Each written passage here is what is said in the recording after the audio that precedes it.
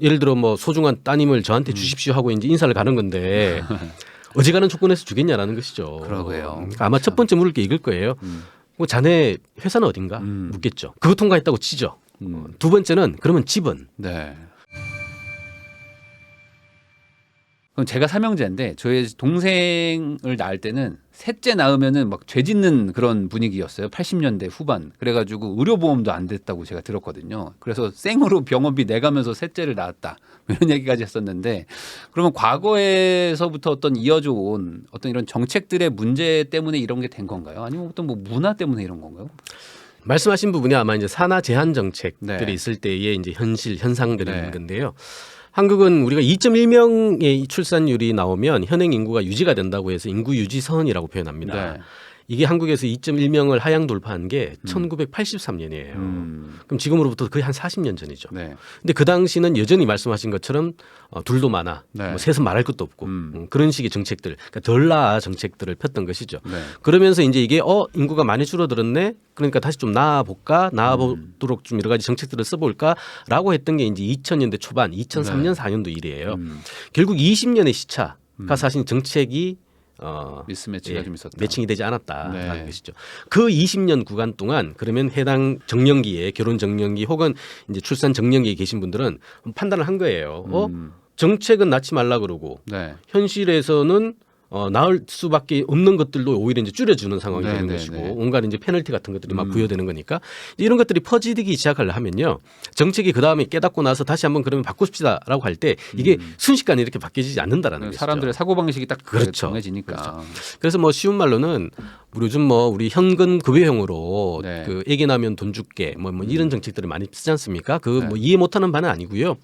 또한 아마 정책의 실효성이 뭐 완전히 없다라고도 얘기하기는 어려워요. 뭐 당연히 돈을 주면 우호적인 환경이 되겠죠. 네. 근데 중요한 건 가성비거든요. 그러니까 그 돈을 거기 쓰지 않고 다른 쪽에 쓴다면 더 좋은 결과를 만들어낼 수 있다면 이때 기회 비용이나 매몰 비용이 굉장히 큰 거예요. 그럼 적재적소에 맞는 정책들을 써줘야 되는 것인데 사실상 행정 편의에 의해서 이런 것들을 많이 써왔다는 것이 있는 거고요.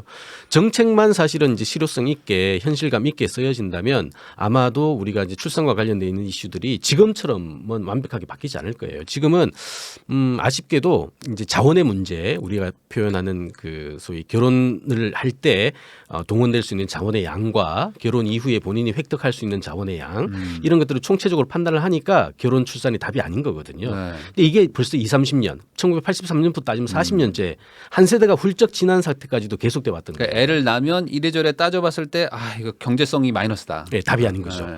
이렇게 생각이 들면 이제 경제적 이슈만으로 그럼 만약에 조정이 되면 나아줘야 되잖아요. 네네네. 이제 그 단계도 지난 것 같다는 것이죠. 이미 고착화가 됐나요? 예, 이제 그래서 경제적 문제로 즉 자원의 확보 문제로 만약에 결혼과 출산이 안 된다면 그나마 뭐 경제 이슈로 한정해가지고 방법을 쓸 수가 있을 것 같은데 이제는 그 단계도 지난 것 같다. 즉 근데 그게 좀 이해가 되는 게 요즘 분들은 돈을 줘도 애를 셋을 낳으라? 안 낳을 것 같아. 그렇죠. 하나 정도? 뭐 이렇게 생각하시는 분들이 많은 것 같아요. 제가 학교에서 이렇게 학부생들하고 얘기하다 보면요. 그래요. 1억 주면은 애기 낳을 거야? 라고 이제 그 돌아가면서 묻거든요. 네. 이렇게 물으면 우리를 뭘로 알고요. 얼마 정도? 그렇죠. 한 10억? 그렇죠. 또 10억 주면 나을 거야? 10억도 이미 움직이지 않는 수치예요. 그래요? 예. 그래서 사실은 경제의 이슈를 떠나가지고 이제는 이게 문화적 현상이나 그들이 받아들이는 하나의 가치관의 어떤 결정 요인으로 이미 결혼하지 않고 출산하지 않는 것들이 받아들여지는 거 아닌가. 그렇다면 이거는요. 되돌리려면 진짜 한 세대 이상의 긴 인식의 전환과 여러 가지 사회적인 조건의 변화 이게 전제되지 않으면 여기 머릿속에 있는 인식의 변화들은 결코 만들어지기 어렵다라는 것이죠. 네. 이미 그 단계가 진입한 거 아닌가라는 생각이 들어서 만약 그렇다면 사실상 경제적 정책들을 쓴다면 뭐 어떤 정책도 가성비는 낮을 수밖에 없을 것이다. 그러면 이렇게 지금 사회적으로 고착화 돼버렸는데도 불구하고 그걸 좀 무시하고 계속 그냥 경제적으로만 어떻게 해결하려고 하면은 돈만 쓰고 오히려 좀 그 효율적으로 정책 운영을 못하는 걸 수도 있다. 그렇죠. 차라리 돈만 써서 바꿀 수 있는 상황이었다면 좋았는데 네. 그때는 그런 정책도 안 했을 뿐더러 네네. 지금은 그 정책은 그 정책대로 가고요. 또 인식과 관련돼 있는 가치관과 관련돼 있는 굉장히 좀 정성적인 파트까지 고려해가지고 책상 위에 올려놓고 판단을 해야 된다는 거예요. 하긴 10년 전만 해도 애 둘은 낳아야지 이런 분들 진짜 많았거든요. 근데 이제는 진짜 하나 아니면 안 낳겠다는 분들도 정말 많아진 거 보면은 그게 이제 문화가 됐다라는 문화가 거예요. 된 것 같아요. 문화가 되면 이거는 뭐 돈으로 해결 안 되는 거거든요. 거거든요. 그래도 이 줄어드는 속도를 좀 낮추려면 이왕 결혼하신 분들이 뭐 한 명 낳을 거 1.1명이라도 낳아주면 조금이라도 좀 나은 거잖아요. 그렇게 할 수 있는 방법은 없는 건가요? 그래도? 결국 한국에서 아마 즉각적인 방식이고 1차원적인 방식은요. 네. 결혼에 대한 허들을 좀 낮춰주는 거예요. 아시다시피 우리 결혼 한국 사회는 굉장히 고허들이거든요. 네. 장벽이 굉장히 높습니다. 네. 뭐 하루 몇 시간의 이벤트에 몇 천만 원 쓰는 거는 뭐 둘째치고요. 네. 당연히 이제 결혼하겠다고 우리 선남 선녀들이 양쪽 집안에 인사를 갈 때 네. 묻는 게 대표적인 그런 거거든요. 뭐 저도 마찬가지입니다만 뭐 예를 들어 뭐 소중한 따님을 저한테 주십시오 하고 이제 인사를 가는 건데 어지간한 조건에서 주겠냐라는 것이죠. 그러게요. 그러니까 아마 첫 번째 물을 게 이걸 거예요.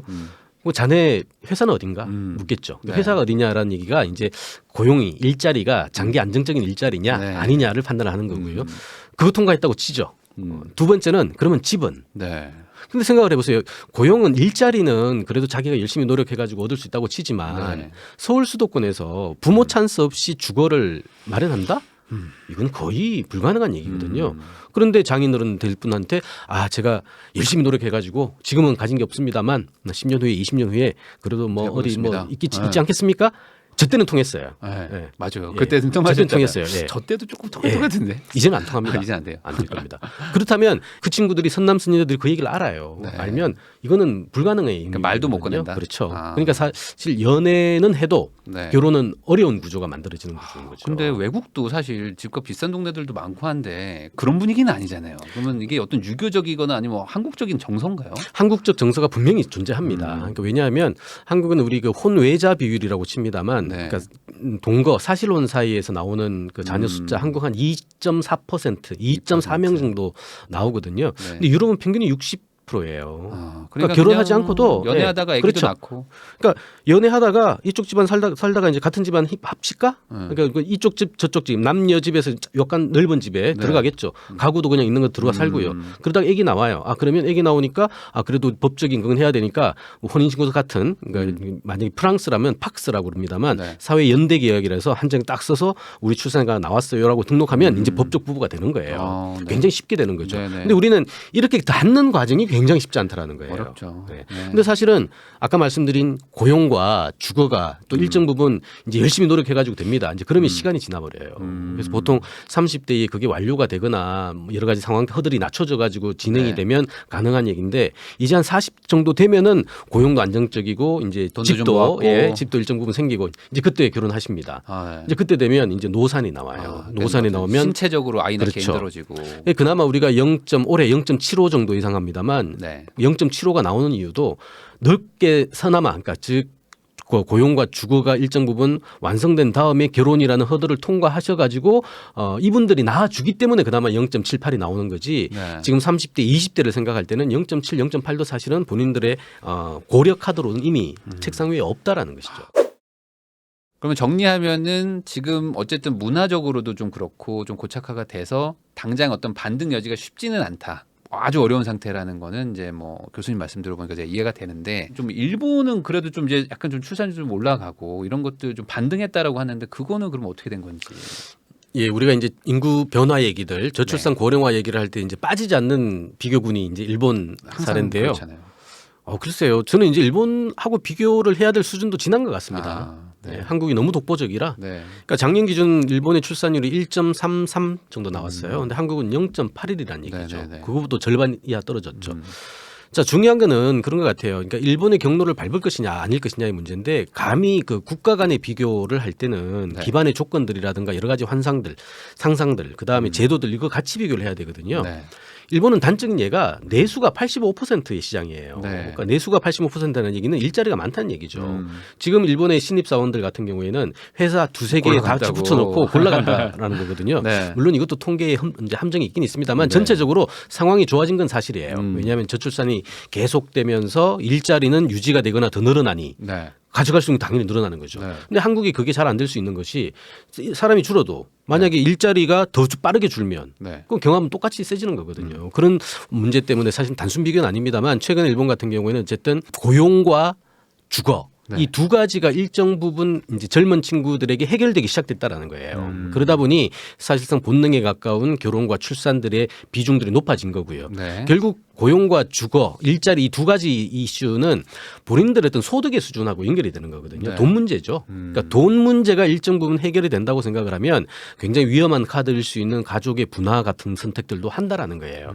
그래서 특히나 이제 일본 같은 경우에 명확하게 지금 보이는 게 소위 이제 실업의 확률이 높고 또 그 저임금이고요. 뭐 이런 층일수록 결혼도 못 하고요. 출산은 낮아요. 근데 지금 그나마 1.34가 만들어내는 게 그나마 맞벌이를 하면서도 소위 고용의 질이 좀 있고 하는 젊은 친구들이 대거 이제 늘어나서 그 덕분에 이제 1.34의 출산율이 그나마 나오는 거거든요. 네. 결국 한국도 그렇게려면 그들이 사실은 우리가 생각하고 있는 MZ 세대들이 보편적으로 주거와 우리 고용이라는 이 두 가지 이슈를 해결해 줄 수 있지 않으면 이 문제가 나오지 않는다라는 것을 그러니까 얘기하죠. 단순히 뭐 돈을 주거나 보조금 준다 이게 아니고 그냥 내가 장기적으로 뭔가 안정적으로 돈을 벌 수 있는 어떤 수단을 줘야 되고 아, 그럼요. 그리고 주거도 어쨌든 해결을 해줘야 된다. 그래야지 이게 해결될 문제라는 거죠. 게다가 요즘 젊은 친구들 굉장히 똑똑해졌거든요. 고학력자들 아닙니까? 이 고학력이고 가치관도 다양해요. 즉 자기가 가용 가능한 자원 안에서 어떤 투입을 할 때 어떤 아웃풋이 나올까에 대한 생각들 다 하는 친구들이거든요. 지금 이 상황은 뭐냐면 결혼과 출산이 인풋을 했을 때 아웃풋이 안 나와요. 네. 가성비가 낮은 거죠. 그러니 안 하는 거거든요. 그럼 원리 원칙은 간단한 거죠. 투입을 시켰을 때 가성비가 더 나오게 만들어 주도록 설계판을 다시 만들어 줘야 된다라는 거예요. 네. 사수가 활을 들고 이렇게 들고 있습니다만 이미 관역이 움직이고 있거든요. 움직이고 있는데 고정된 방식으로만 쏠려고 생각해요. 네. 그건 아니죠. 움직이고 있는 친구들의 마음이라든가 환경이라든가 여러 가지 조건들을 이해하고 거기에 맞춰 가지고 팔을 쏴줘야 사실은 딱 적효의 결과물들을 만들어낼 수 있는 거거든요.